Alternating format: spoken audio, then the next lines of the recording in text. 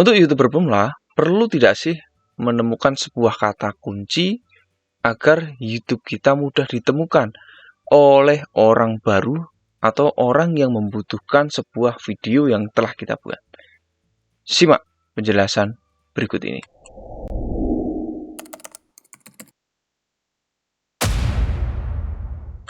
Oke Sobat YouTube, jumpa lagi di kelas YouTuber di sini. Tentunya di video ini kita akan kembali sharing ke sahabat sekalian berkaitan dengan pentingnya kata kunci dalam membuat konten, membuat judul khususnya di video YouTube tentunya ya.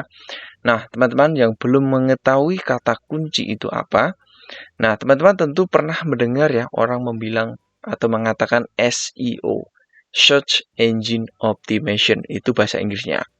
Nah, simpelnya adalah kita mengoptimalkan metadata atau data-data yang ada di channel kita, data yang ada di video kita, agar orang lain itu mudah menemukan video kita. Pertama yang harus kita lakukan, langkah awal, yaitu bagaimana kita bisa menemukan kata kunci. Tentu seseorang bisa menemukan video kita ada berbagai cara. Ada dengan fitur pencarian, orang mencari di YouTube kemudian menemukan video kita. Ada fitur rekomendasi, dan juga bisa saja dengan share.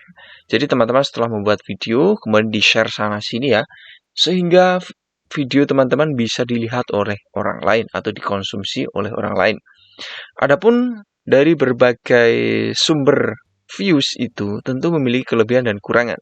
Pertama, kalau pencarian otomatis ya, kita tidak perlu repot-repot, tinggal buat video, dan nanti secara otomatis YouTube akan bekerja membantu kita ketika ada orang yang mencari bisa menemukan video kita.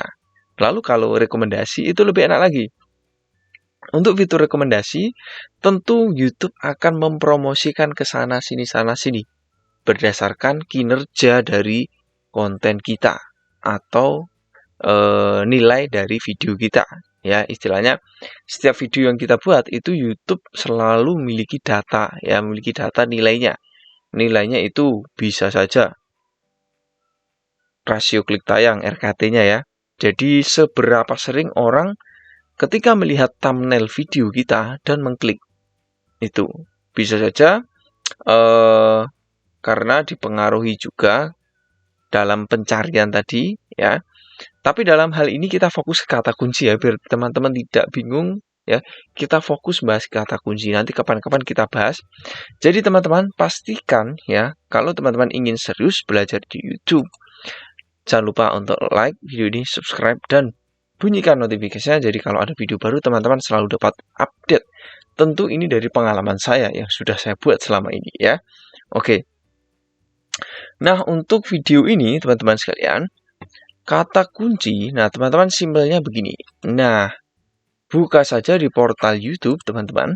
Nah, setelah dibuka di portal YouTube di sini ada di penelusuran ini ya, telusuri ini.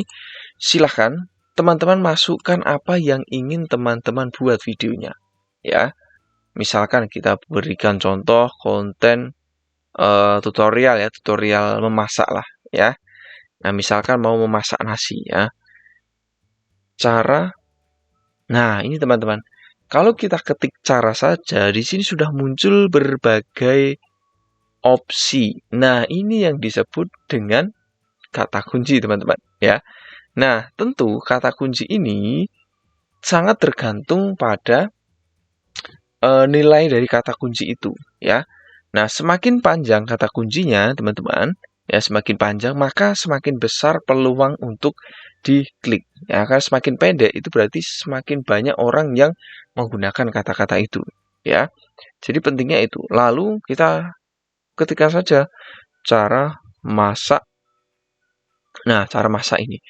Masak apa misalkan teman-teman videonya? Misalkan masak udang misalnya ya. Nah, ini. Jadi di sini ada beberapa keyword kata kunci yang teman-teman bisa maksimalkan ya, yang relevan tentunya. Jadi di sini teman-teman bisa mendapatkan cara masak udang yang enak. Cara masak udang saja, cara masak udang saus tiram, cara masak udang asam manis.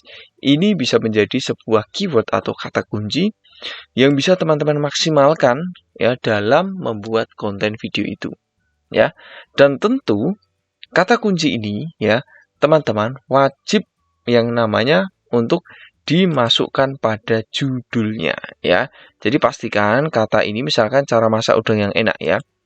Nah, jadi kata-kata ini teman-teman wajib ya dimasukkan pada judulnya. Nah, judulnya ini dimasukkan. Kemudian tidak lupa juga teman-teman pada deskripsi video ya. Jadi deskripsi video setidaknya juga harus mengandung kata kunci ini teman-teman ya.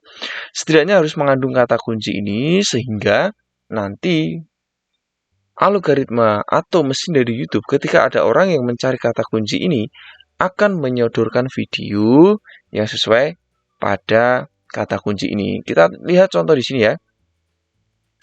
Nah, di sini ada beberapa contoh ya. Di sini sudah ada ya tentang masakan udang yang enak. Nah, ini kalau teman-teman lihat di sini, yang pas tepat dengan kata kunci ini di sini kan belum ada. Nah, jadi kalau teman-teman kata kuncinya tepat seperti ini, otomatis kalau orang mencari persis seperti ini, video teman-teman akan lebih mudah ditemukan itu. Tetapi ini semuanya ya boleh dikatakan sekian persen saja. Masih ada beberapa faktor lain kenapa orang bisa menemukan video kita. Itu termasuk yang sudah sering kita bahas di video kami sebelumnya. Thumbnail, ya. Kemudian juga retensi penonton, ya. Itu juga sangat berpengaruh teman-teman ya.